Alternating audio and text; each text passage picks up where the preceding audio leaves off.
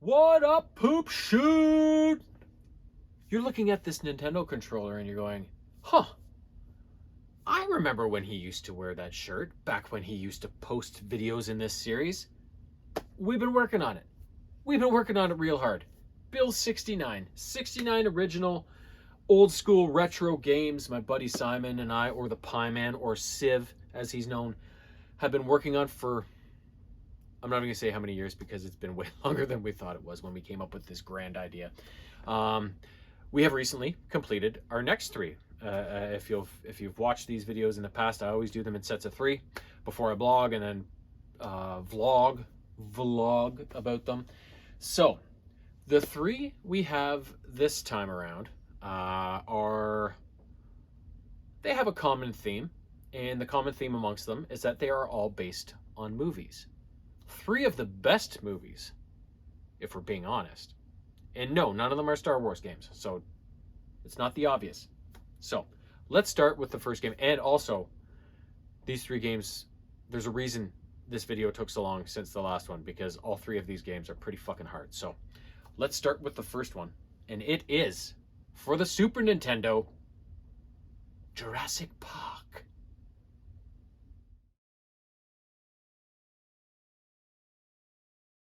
Now, if you've been following along all this time, I know what you're going to say. You've already done a Jurassic Park game, and that's true. That Jurassic Park game, though, was a lot easier than this one, and it was for the Sega Genesis. This game is for the Super Nintendo, and it was released in 1993 by Ocean. Didn't have too many Ocean games. They weren't a developer that was really high on our wish list in terms of the games we wanted, but this game is an absolute beauty. Very cartoonish in look, which I really like, as opposed to the Genesis, which is a little more gritty and real looking. It followed the same premises, or the premises. Is that even a word? Premise? Yeah, premise. The same premise as the game for the Sega Genesis. You take control of paleontologist Alan Grant and are dropped in the middle of a shitstorm when Jurassic Park goes all to hell, as we know during the movie, and you are tasked with getting your ass off the island, sort of thing. So now, that's where the similarities end. Like I said, Super Nintendo is a lot more cartoony. Genesis is a lot more gritty. Stylistically, well, in terms of gameplay as well, it's very different. The Genesis version is a typical kind of side-scroller, whereas the Super Nintendo version is one of me and Simon's favorite types of games, top-down. A top-down view, and it is amazing. This game, it takes place, you don't go level by level in this one. It's kind of one of, probably from what I remember, one of the very first open world games. It's one big map. The island is just one big area that you can go anywhere you want, really, but sometimes you might find yourself locked out. You need a key card, you need to open up send electricity to a gate to open it up, sort of thing. So this game is as much an action game as it is a puzzle solving game. So as you're making your way through the game, you'll run into raptors, Dilophosaurus, Pachycephalosaurus, the little compies, Triceratops, and then if you hear the music start to get serious, run, because that's the T-Rex coming. Now, like I said, this is more of a puzzle game. So there are 7 locations on the island that you can visit at any time. There's the visitors center. There's 3 different types of sheds, like utility sheds. There's the raptor pen. There's the ship. There's the raptor nest. And I think that might be all 7. Maybe I'm missing one. Oh, the helipad. You got to go there at the end of the game. I don't know if that counts as a location because it really doesn't do much. But you've got to go back and forth between these locations, and as you're doing so, there are many things you need to look out for. Key cards for all the different characters, like Alan Grant has a key card, Ellie Sattler, John Hammond, Gennaro, like all the different characters in the game have a key card that will allow you into different areas within these various buildings. And within those rooms that you need the key card for, oftentimes are, a computer terminal you might need to access, night vision goggles you might need to get before you can access a different part of either that building or another, or no, it's usually in the same building of that building where you need to get something else. So it's very much puzzling about where you need to go, what you need to do, in what order. And there's computer terminals you need to access to turn on park security, open different gates to different areas of the park, communicate with the ship and tell it not to leave port and take the dinosaurs away with it, and then in the end of the game to call the helicopter to come pick you up, sort of thing. So there's all these different elements going into the game that make it so confusing. We actually had to, as we were making our way through the game, I had a couple files on my phone like, okay, step one, go to the visitor center, get this, get that, and so we had it step by step what we had to do every time, because it's a hard game. It's not only a hard game, but there's so many steps. You really need to be on the ball and paying attention and not deviate from it, because I think you only have a few continues, 3 continues and 5 lives per turn, sort of thing. So you really need to have your wits about you and do things, not waste any time, not waste any effort, just do it as it needs to be done, sort of thing. And there's different things to look out for.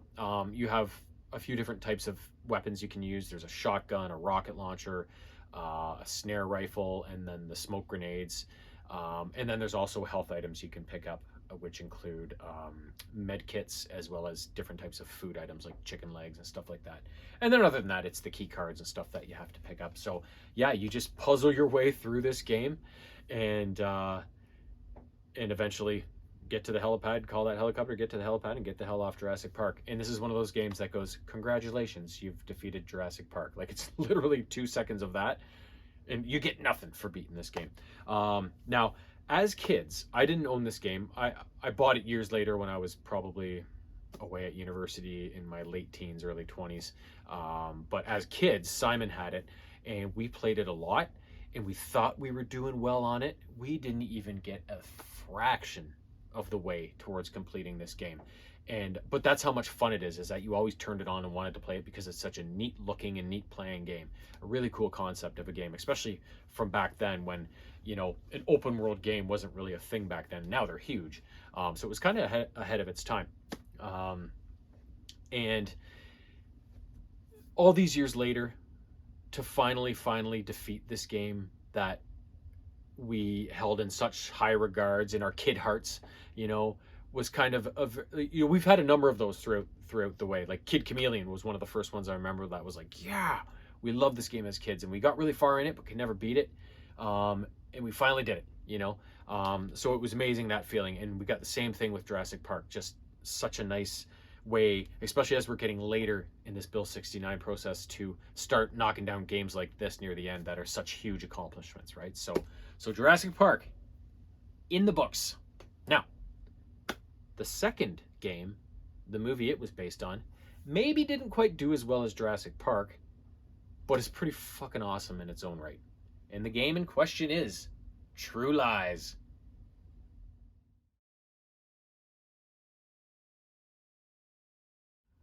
True Lies was released in 1995 on the Super Nintendo by LJN. Now, just like with Ocean and Jurassic Park, LJN wasn't a developer that we had many games from, and there's a reason for that. Usually they made giant pieces of shit. This game, though, is the exception. This game is fantastic. And similarly to Jurassic Park, it's got more of a top-down kind of view, which again, me and Simon are huge fans of that from back in the day with Gauntlet and Smash TV. We love that kind of either top-down or kind of in Contra, or that top-down or that kind of tilted top-down. We love that stuff. So True Lies, if you don't know the movie, it was right around the time the game was released. It was probably 95. I could be off. It could be maybe 94, but True Lies starred Arnold Schwarzenegger and Tom Arnold.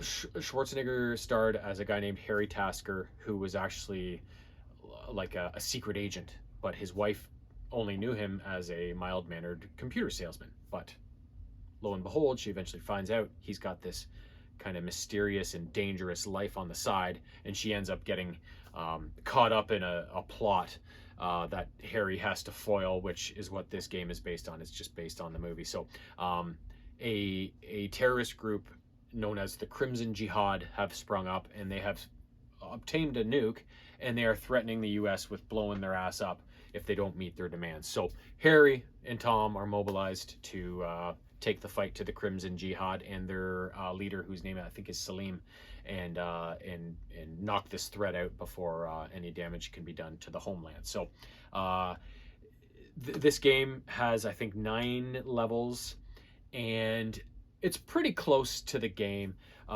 in terms of the locations and the events. So you start off in this chalet at this kind of fancy party, and then if you remember the start of the movie, that they're at this thing, and then things get out of hand, and then Harry has to escape, like skiing down a hill. So it moves to the ski hill where you have to go down there, and then along the way there's like you're in the subway system, you're in some sort of refinery. Where else do you go? God, I can't remember. An office building, and then eventually the game ends on top of a Harrier jet, which is where things ultimately end up in the movie too, which was really cool because Harriers are amazing, as you know if you are a fan of aircraft. So as you're making your way through the game, it's very similar to Jurassic Park. There's a few not many pickups to be had, but a few. The main one is your weapons. So Harry is armed with just like a basic pistol as his default weapon, which can never run out of ammo. But you can also pick up, first you have to find the weapon, and then once you have the weapon, you find the ammo pickups for them. And so you've got a shotgun, you've got an Uzi, and I think you can get a flamethrower. And then he also has a couple things like grenades and landmines and stuff like that. So these are all the tools at your disposal to take on the Crimson Jihad. And there's also, of course, medkits that you can pick up to replenish your health when you get hurt. So it's basically a run and gun, top-down kind of shooter game. Now, Harry can't jump, but he can barrel roll. So that's how you get around dodging a lot of gunfire and stuff like that, is you spam the barrel roll. And you can also lock in a strafe function, so you can lock in your firing pattern on people and be a little cheeky around corners and stuff like that. So now the complication with this game, kind of, you know, how Jurassic Park kind of had the open world concept, that was kind of the groundbreaking part of that game. The interesting part of True Lies is that in a lot of situations, you go to a mall. So there's lots of, this happens in the mall, in the chalet at the start of the game. There's always civilians in the area. So if you shoot, I think, 3 civilians in a level, you forfeit a life and have to start over. So you've got to be a little bit cognizant of, oh fuck, there's an old lady in a hat. I can't risk taking this shot at this guy, right? Because what if I pick her off instead? So that was kind of a nice little wrinkle to the game that I really liked. And yeah, other than that, it's just a solid, straight up top-down shooter based on an amazing movie and executed perfectly by a company that doesn't normally do so. So surprise, surprise, you're winning. You're winning. Now, the last game, we're going to go back before both of these games, quite a few years before both of these games were made. We're going to go back to the NES, and we are going to go back to a movie that came out in 1989. I remember I actually watched it. I didn't see it in the theaters, but I remember watching it at Simon and his older brother Josh's house when we were just kids, not long after it must have come out on video, at their house when we were kids. And I remember the first time I watched this movie, I was like, what the fuck? That was amazing. The movie from 1989, directed by Tim Burton, Batman.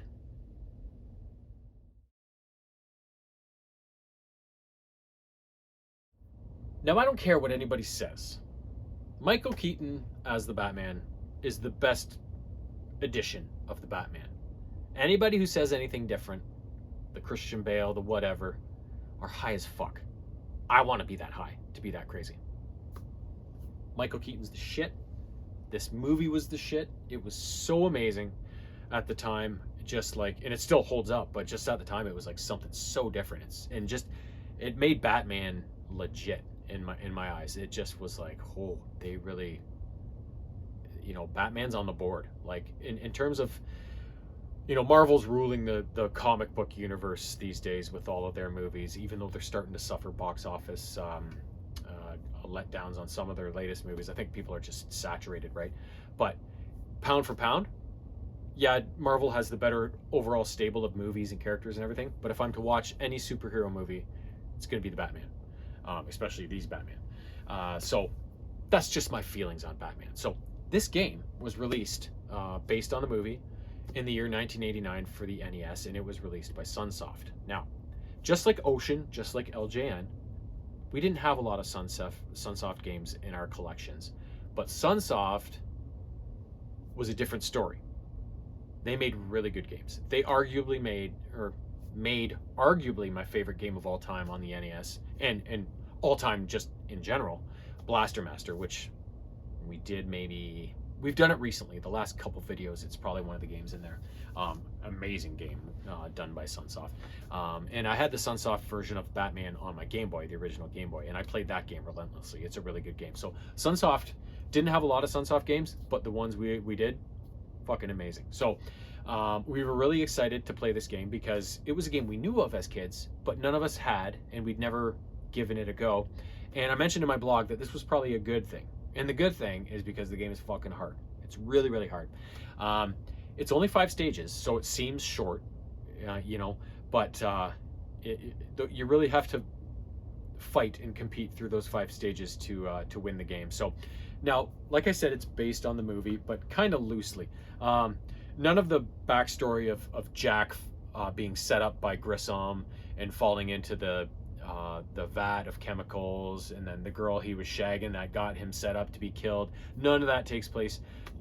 Basically, Gotham is getting ready to host its 200th anniversary celebration, and everybody's excited for planning the events and stuff and getting the celebration underway. But there's a pall hanging over all this excitement because the Joker is doing his best to go through a reign of terror through Gotham and make the city his bitch, sort of thing. So who's the one person who can bring him to ground? Batman, of course. So that's what you're trying to do. You're just trying to save Gotham from the Joker. You know, nothing too complicated here. And like I said, you have to battle through 5 stages to do so. Now, the stages you go through, there's Gotham streets, and then I think you're in the sewers. No, sorry, you're at the chemical plant, which in this game is called Axis, but in the movie it's called Ace. So I don't know why it's different, but yeah, you're in the streets, then you're at the chemical plant, then I think you're in the sewers, and then you're at some sort of factory or lab, and then, of course, the 5th level takes place in the iconic cathedral / bell tower where Joker falls to his doom. Batman, there's not much to it. He can jump, he can punch, and the only extra things he can kind of do is he does have a weapon ability. So he has 3 different types of weapons available to him, which you can cycle through. The first is the Batarang, which is just his little kind of discs that he throws and hits people and they come back to him. Then he's got like a kind of small missile rocket launcher thing. And then he's got this one kind of looks like an energy weapon where a big orb comes out and then it splits into 3. So if you get close to a person and hit him with all 3, like I think you do pretty significant damage, right? Now, these weapons you gain by pickups throughout the level, but they all share the same pool of ammo. They all use the same ammo. So they all have different effects, like the Batarang's the weakest one, and then the missile launcher's the middle one, and then the orb thing is the highest one. So they use different amounts of ammo when you shoot them. Like the Batarang only uses 1 ammo per shot, whereas the missile launcher uses 2, and the orb thing uses 3. So you've got to figure out which weapons work the best against which enemies and try and be efficient with your ammo. It's not sparse ammo pickups, but you can't just be throwing your ammo around willy-nilly, or you're going to be either out or really low, and when you get to a boss you're going to be fucked because you're not going to have enough stuff to you know, to take them out, sort of thing. So yeah. And then other than that, there's 2 more pickups. There are health pickups, which when you pick up a heart, it refills 1 segment of your health gauge. And then there's also these little B icons, which are just bonus points, and I don't even know if points do anything in this game, so to me they were kind of useless. Now, as you make your way through each level, the enemies are all pretty simple.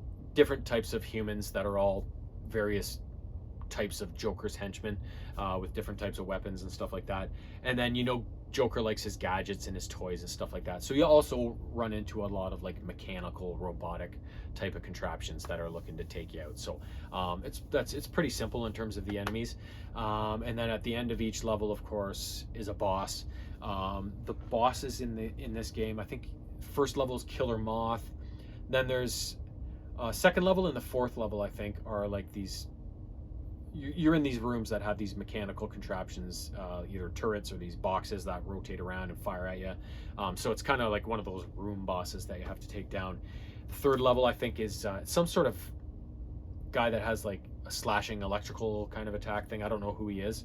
And then in the final level, there's two bosses. You're warmed up before Joker with this guy that kind of looks like Man-Bat. I don't know if it is or not. That shoots fireballs and stuff. And then after you beat him, then you take on the Joker. And the Joker is an asshole. He's pretty tough.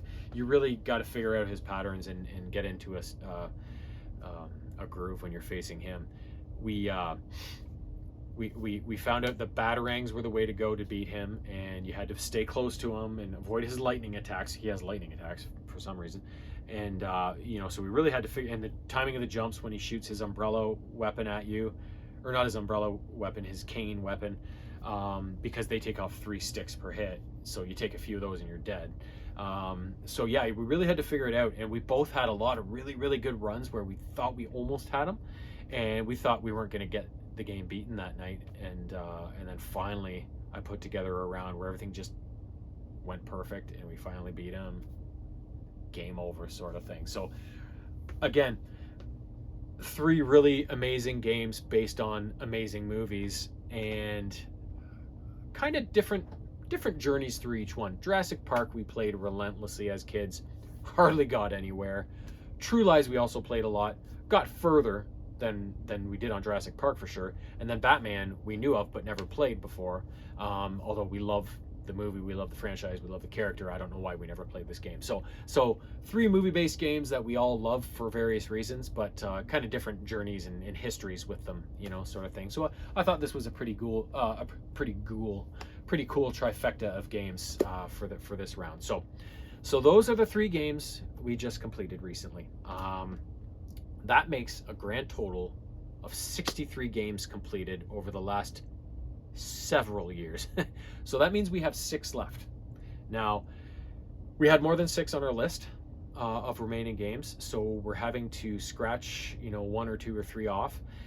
So right now we're actually working on 2 of the next 3 games, one here at my house and one at Simon's house.